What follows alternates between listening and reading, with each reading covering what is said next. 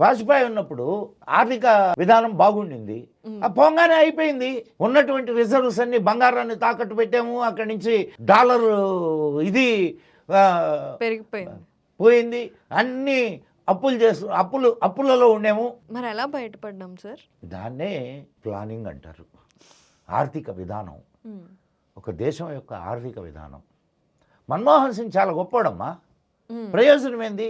ఇప్పుడు ఆయన ఆర్థిక శాస్త్రవేత్త సమయంలో కూడా దేశం ఆర్థికంగా ముందుకు నడవలేకపోయింది అంటే ఒకటి ఆర్థిక శాస్త్రవేత్త కాకుండా ఉండాలా అతను, లేదు ఆయన అనుకున్నటువంటి విషయాల్ని అమలుపరచడానికి లేకుండా చేసినటువంటి ఆయన అక్కడ కూర్చోబెట్టి ఆటలాడారే వాళ్ళు ఈ దేశాన్ని ఇట్లనే ఉంచాలనుకున్నారు.